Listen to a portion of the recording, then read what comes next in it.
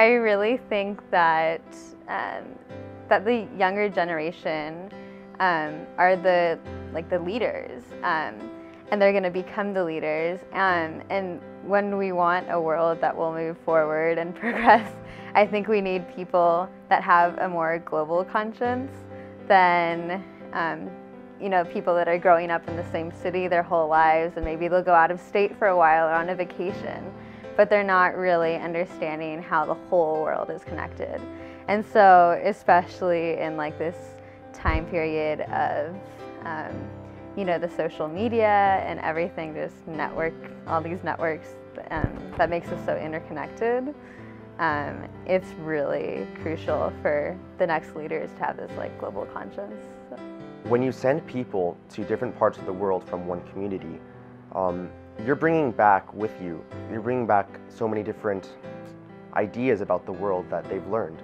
One thing that really just shocked me was how similar we all are. I mean, we are all teenagers, we all have to go to school, we all want the newest phones and technology, we all want to have fun with friends. So really it showed me that, it doesn't matter where you're from, we're all just people. I mean, we're people with the same interests, the same needs, the same desires to have friends in a new country. And it doesn't matter what language you speak. I mean, you're teenagers no matter where you're from. You all have the same interests and all that. So I think that was one of the biggest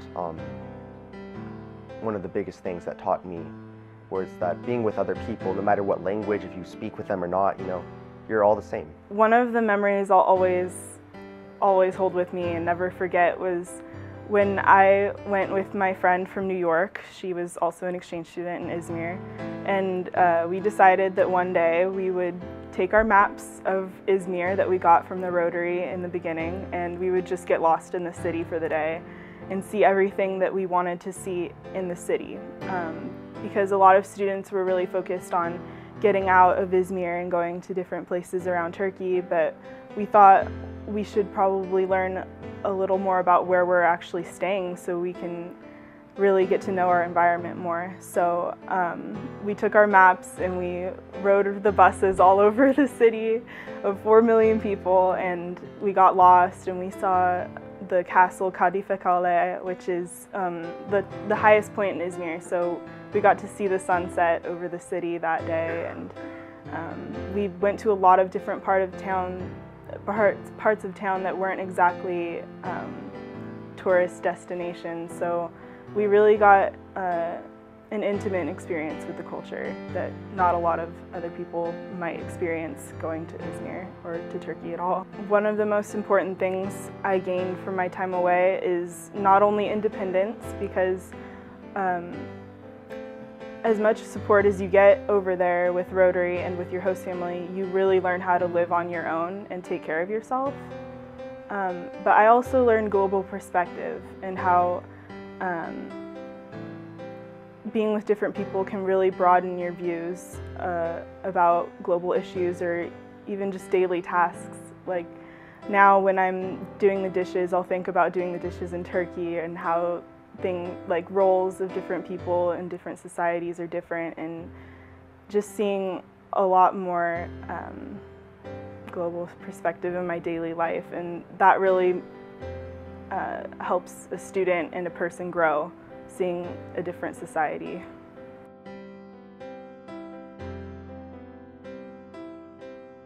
When I attended RILA, it kind of gave me this whole idea of, here's what's important to me, help me figure out what's important to me, and challenged me to make that important where I worked.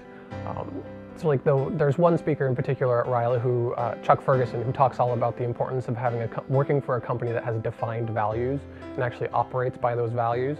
And I felt that my company didn't, and that was important to me. So I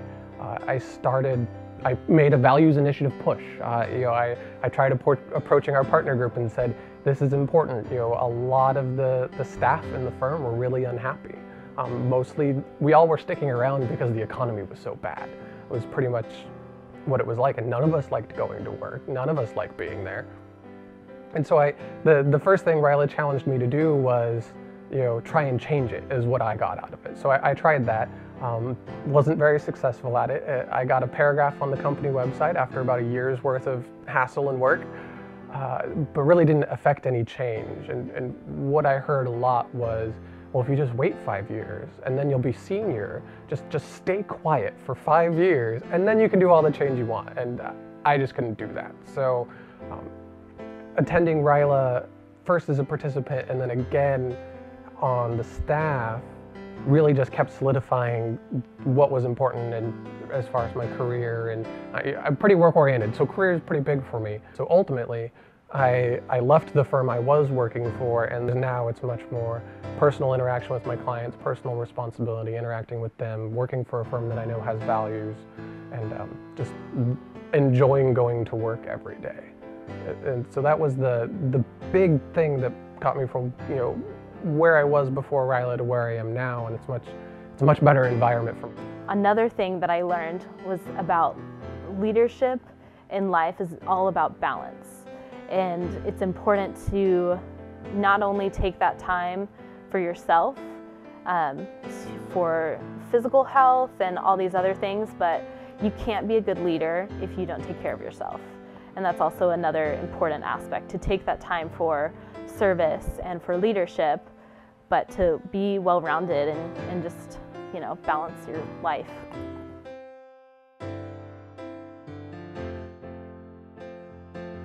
A lot of self-realizations, a lot of personal growth as well, just knowing what I want to do in life and who I want to become in life.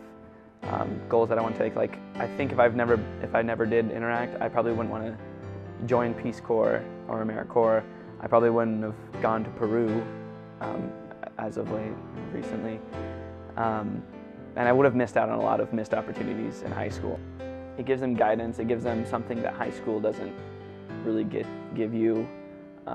And there's other clubs that you can join, but I feel like this club is important because it does a numerous amount of volunteer service projects.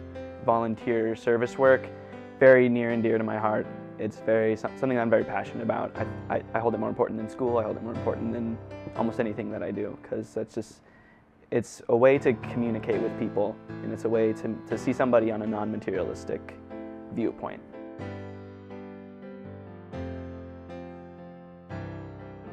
One of the things that we do is we have a mentoring program. So we match up a Rotaractor with a kid.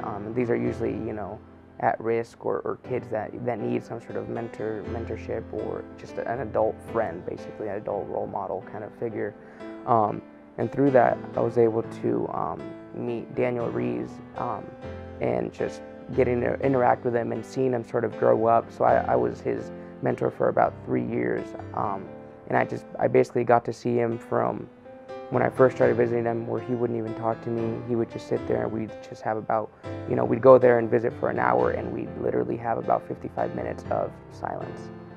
To now I'd go and he'd ask me why I'm not coming more often than not. And so really seeing that transformation in a child's life, and then hearing, of course, also from his teachers that not only is his school behavior increasing, because that was one of the things that he had some behavioral issues, but just seeing that sort of, he saw me being able to visit him as sort of a benefit, and so having that, he really strived in his own classroom work to sort of earn that privilege of me coming to visit him. So that experience has really been something that really, I guess, reinforced why I'm involved with Rotaract, and specifically just why I give back, why I'm involved.